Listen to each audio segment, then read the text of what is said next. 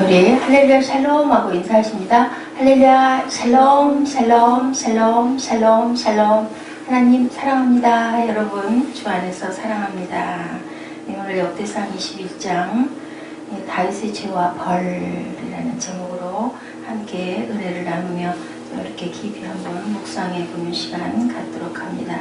그렇게 하나님이 사랑하고 하나님이 내 마음에 합한 자라 했던 그러한 다윗도 말년에 마음의 공허함을 느끼죠. 이제 돌아갈 때가 가까웠구나라는 생각을 하다 보니 백성의 그 수를 계수하라. 근데 그것이 하나님께서 다 알아 하시는데 백성이 전쟁할 수 있는 수를 계수하라는 것은 다윗을 누가 사단이 격동하였다라고 이렇게 나오죠. 사단이 일어나 이스라엘을 대적하고 다윗을 충동하여 이스라엘을 계수하게 하니라. 사단이 일어난 배경이 하나님의 지시 때문이라는 것들이 여기 나와 있어요. 사무엘하 24장 1절에서는 하나님께서 이스라엘에게 진노하사 그들을 치기 위해 다윗을 충동시켜 인구를 조사하게 만들었다고 기록하고 있습니다. 하나님의 백성은 누구의 백성이에요? 다윗의 백성이 아니라 하나님의 백성인데 인구 계수는 교만이다라고 이렇게 기록하고 있습니다. 하나님께서 허락하신 사단의 역사들이 꽤 있어요. 욥의 고난, 그렇죠? 또한 그 이튿날 하나님께서 부르신 악령이 누구에게? 사울에게. 사울왕에게도 이렇게, 또한 아합의 죽음도, 사도 바울의 병도 사단을 시킨 그 고난을 받도록 하시는 경우가 있다라고 이렇게 나와 있습니다. 또한 하나님이 이를 악하게 여기서 이스라엘을 치심에 이는 하나님이 이스라엘을 징계하신 이유가 요압의 행동 때문이 아니라 다윗이 하나님의 명령이 아닌 사단의 유혹을 받아 교만한 마음으로 인구를 계수하였기 때문이다라고 해석되어 있어요. 사단의 유혹을 받은 사람들, 아담이죠, 가룟 유다이죠, 진리를 믿지 않고 불의를 좋아하는 자들 모두 다 사단의 유혹을 받은 자들이다. 보면은 하나님이 어떤 계획 때문에 그런 마음이 들어가게 하는 경우도 있습니다.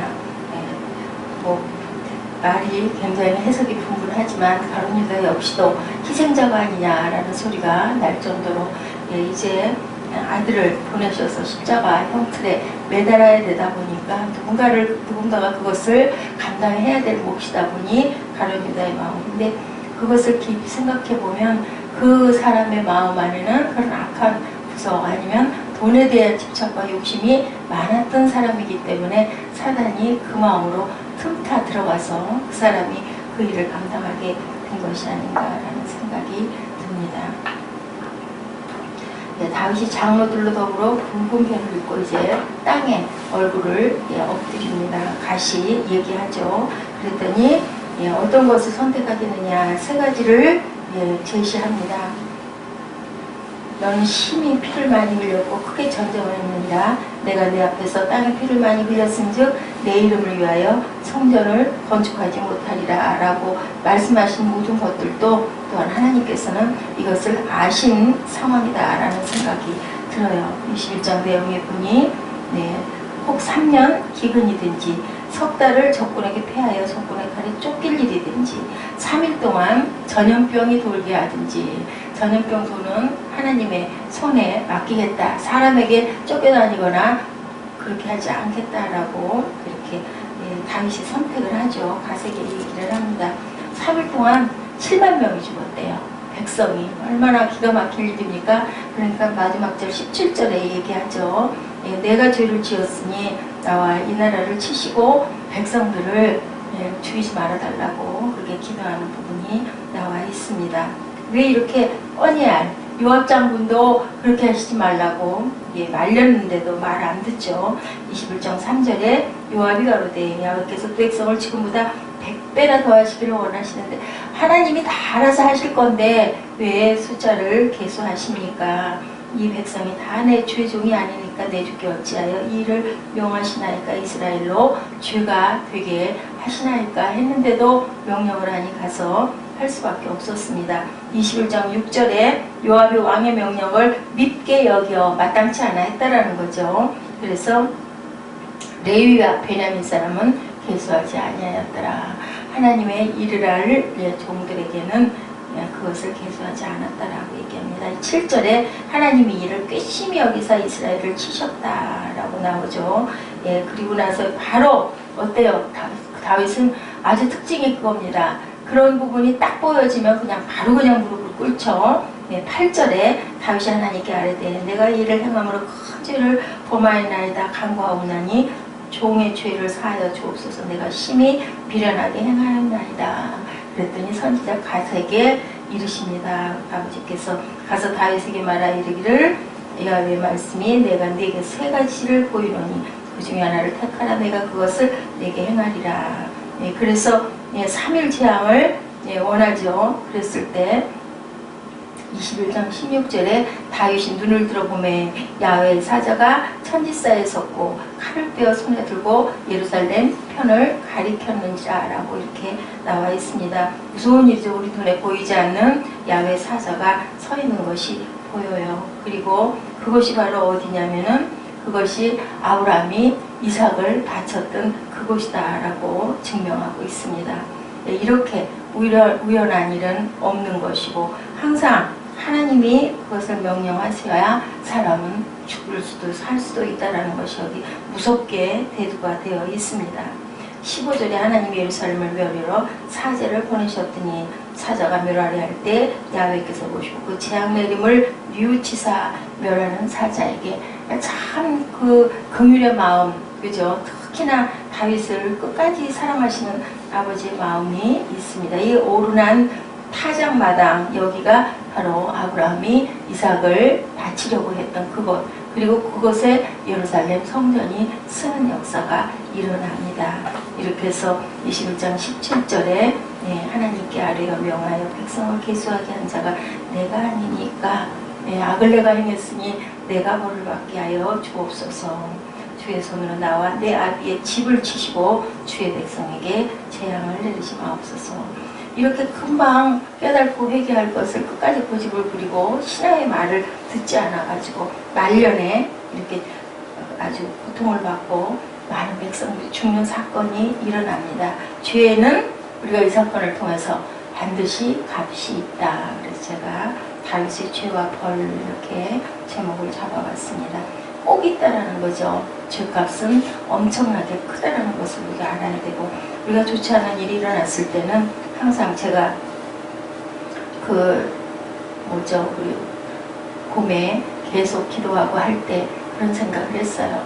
이런 일이 일어난 것은 우연히 일어난 일이 아니지. 분명하게 내가 깨달아야 될 일이 분명하게 있을 것이다 라고 기도를 했습니다.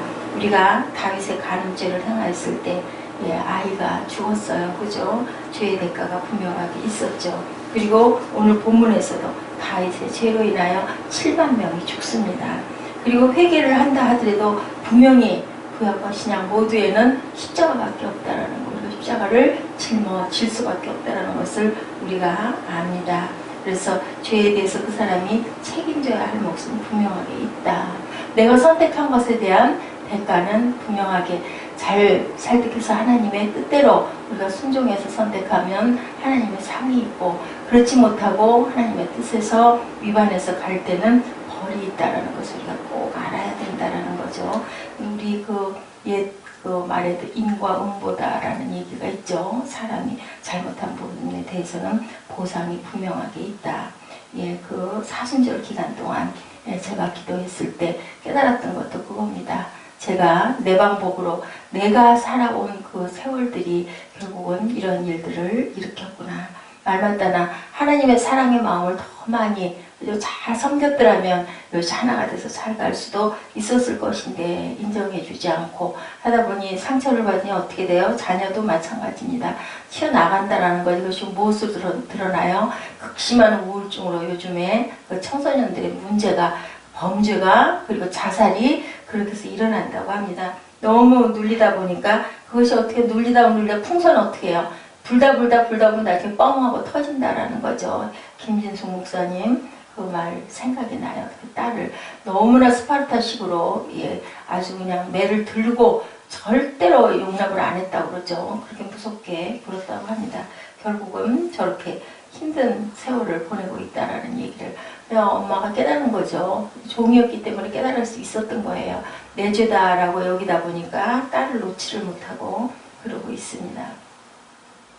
오죽이나 마음에 눌림이 있었으면은 어저께 사진을 찍어서 보냈더라고요. 제 졸업장이에요 하면서 아마 엄마가 그걸 알려주셨겠죠. 이게 내가 그런 부분을 자꾸 요청을 하니까 그것을 그 상처가 될까봐 왜 얘기를 안 했는지 모르겠어요. 초기에 얘기를 해줬으면 좋았을걸.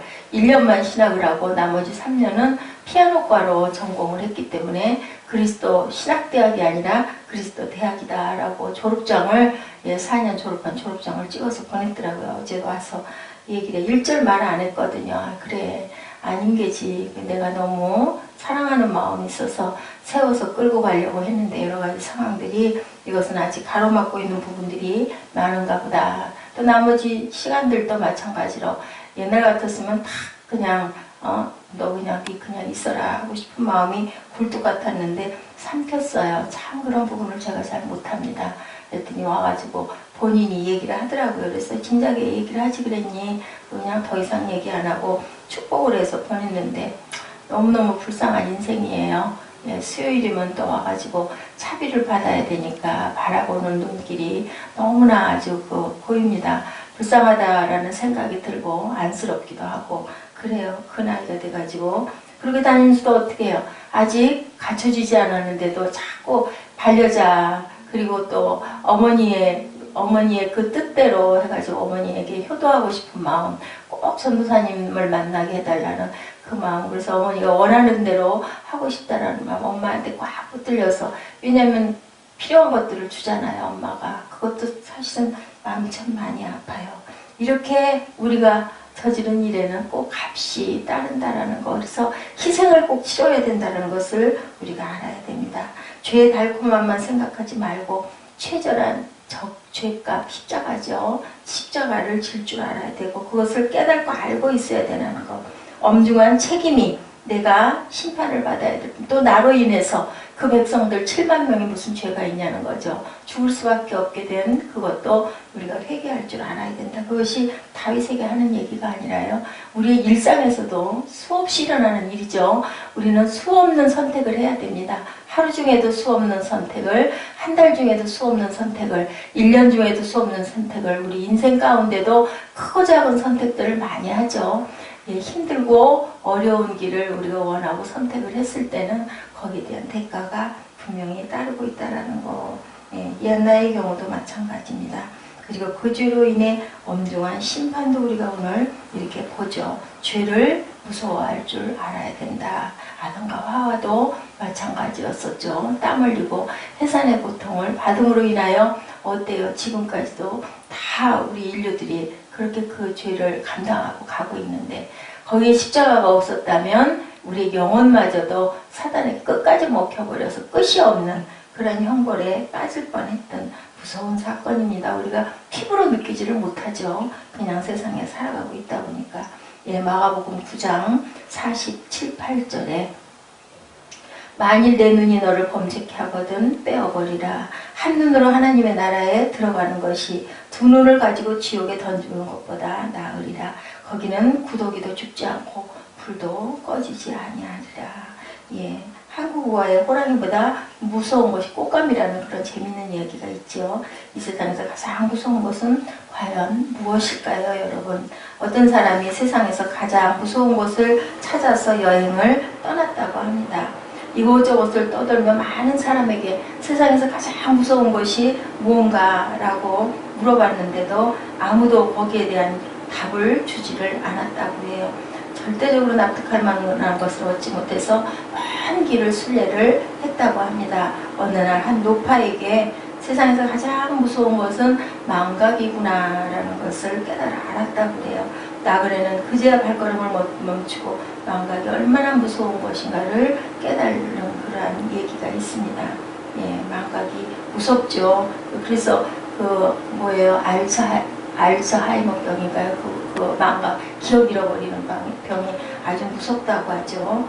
근데 대부분의 사람들은 그런 부분 때문에 무엇이 가장 무섭다? 죽는 게 가장 무섭다. 완전히 잃어버리는 거잖아요. 깨어날 수가 없는 거잖아요. 그런데 죽음보다 무서운 건 뭘까요? 예, 몸은 죽여도 영혼은 죽이지 못하는 자들을 두려워하지 말고 몸과 영혼을 다 가지고 계신 지옥에 멸하실 수도 있는 이를 두려워하라. 마태복음 10장 28절의 말씀입니다. 무엇일까요? 하나님을 두려워하라는 얘기죠. 우리 몸은 가져가도 우리 영혼을 멸하지 못하는 건 뭐예요? 사탄이에요. 그죠? 근데 몸과 영혼을 다 가져갈 수 있는 분, 지옥으로 떨어질 수밖에 없는 심판이 있는 것을 무서워하라는 그러한 말씀입니다. 1789년에 프랑스에서 세계사의 흐름을 바꾼 시민혁명 일어났었죠. 프랑스 혁명의 중심에는 미라고라는 사람이 있었어요. 프랑스 귀족 출신이고요. 전제정치와 신부제도 타파의 앞장을 쓰고 강렬한 이미지와 표현력을 지닌 연설가로 독보적이었습니다. 그래서 혁명 도중에 정권을 차지할 절호의 기회를 잡았는데 그만 프랑스 국민은요 젊은 시절에 도덕적으로 윤리적으로 방종했기 때문에 격렬하게 반대를 하고 일어나서 무산되고 말았어요. 그 대신에 정권을 잡은 사람이 로베르스피에르는 정권 유지를 위해서 2만 명을 처형하고 이로 인해 프랑스는 엄청난 비극을 겪게 됐다고 합니다. 미라보가 이렇게 한탄했다고 하죠. 내 젊은 날의 방종이 프랑스의 미래를 망치는구나. 무슨 얘기일까요? 젊은 시절에 그저 온전치 않게 살아온 그것으로 인하여 국민들이 받아들이지 않고 그러다 보니까 반대 세력이 일어나서 미라보를 지지했던 2만 명을 다 죽인 거죠. 얼마나 피비린내가 느껴졌을까요? 이렇게 한탄을 하는 일, 이 모든 것이 뭘까요? 우리가 깨닫지 못한 정말 무지한 죄로 인한 그 벌로 많은 주변 사람들이 빛이 아닌 어둠으로 흑암으로 어두워지고 피로 어두워지는 이 사건들을 우리가 이것은 그냥 일어난 일이 아니다. 반드시 죄는 벌이 따르는 것이다. 그러므로 누구든지 이런 것에서 자기를 깨끗하게 하면 귀히 쓰는 그릇이 되어 거룩하고 주인의 쓰심에 합당하며 모든 선한 일에 준비함이 되리라 라고 디모데후서에서 말씀하고 있습니다. 연일 무서운 일들이 우리 세계 지구 위에 많이 일어나는 이 모든 것들도 그죠? 공기로 인한 오염, 또 인간들이 버리는 그 폐기물로 인한 오염, 그 뜨거운 열기로 인한 오염들이 각종 무서운 일들이 일어납니다. 전쟁은 육신을 죽일 수는 있지만 영혼을 죽일 수는 없는데 죄는 육신과 영혼 모두를 지옥으로 떨어뜨린다는 것을 우리가 절대 잊지 말아야 되겠죠. 하나님은 말씀하는 우리를 살릴 수 있다는 거, 성경에 입각하여 옳은 것인가 그런 것인가, 그리고 또한 그 부분도 우리 정확지 않을 때는 기도했을 때 하나님의 감동이 우리에게 뭐라고 말씀하고 계시는지를 묵상할 줄 알고 기도할 줄 알아야 된다. 오직 오늘이라 일컫는 동안에 매일 피차 권면하여 너희 중에 누구든지 죄의 유혹으로 강팍해 뱀을 면하라. 하늘이 그의 죄악을 드러낼 것이요 땅이 일어나 그를 칠 것인즉 욥기입니다. 2장 27절이죠. 너희 죄가 정녕 너희를 찾아낼 줄 알아라. 민수기 32장 23절입니다. 그러므로 너희가 회개하고 돌이켜 너희 죄 없이 함을 받으라. 이같이 하면 유쾌하게 되는 날에 주 앞에로부터 이를 것이요. 하나님께서는 회개하고 돌아온 탕자를 항상 깨어나 주시는 좋으신 아버지시죠. 우리가 회개하고 죄를 떠나면 우리가 잘못했다 할지라도 거기에 대한 벌은 솔로몬 어땠어요? 그 형 위에 아들을 데려가시죠. 일주일 동안이나 금식을 해도 밧세바와의 사건으로 인해서 잉태한 아이는 데려가시지만 또 사랑하셔서 또 긍휼하셔서 솔로몬같이 대단한 지혜 있는 왕을 주시기도 한다라는 것. 그렇기 때문에 우리가 살 소망이 있는 거죠. 살 소망이 끊어질 수밖에 없이 미련하고 우둔해서 죄를 짓더라도 그것에서 좌절하고 죽지 말고 다시 살아 일어날 수 있는 것은 회개하고 돌이키는 길밖에 없다. 우리가 이것을 깊이 알고 세상에서 무서울 곳이 없으나 기쁨과 평안을 누릴 수 있는 그 길은 아버지밖에 안 계신다라는 것.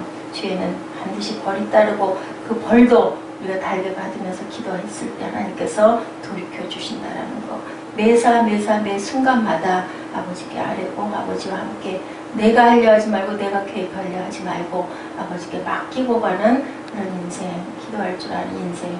제가 제 인생을 돌아보니 항상 제가 끌고 왔어요. 계획하고 달려가고. 그랬더니 하나님께서 물질을 전부 말라버리게 하셨죠. 누가 이렇게 살 줄 알았겠는가 이런 건데, 이것이 바로 하나님의 은혜구나.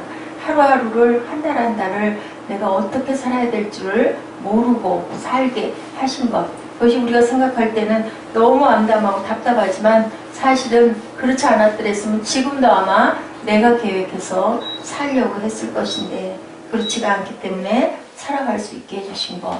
그래서 천국을 소유할 수 있게 해주신 것. 우리의 죄를 네가 지고 있는, 네가 가지고 있는 네 성향에 모든 걸 다 네가 하려고 하는 모든 것을 제발 이제는 돌이키고 아버지께 주권을 맡겨라 라는 뜻이라는 것을 깨닫습니다. 그러다 보니까 이제는 숫자를 계산할 수가 없어요. 거기에서 자유하게 되는 거죠. 뭐 안 되면 어떻게 해요. 어쩔 수 없죠. 또 그것도 내 길인가 보다 하고 감당을 하고 갈 수밖에 없는 거.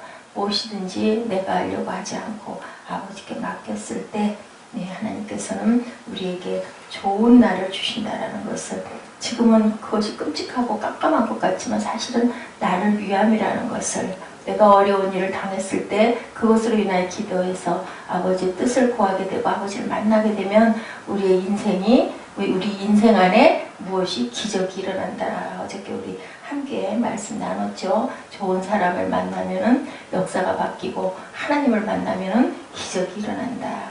귀하게 기억하시는 저와 여러분 되시기를 주님의 이름으로 축복합니다. 기도하시겠습니다.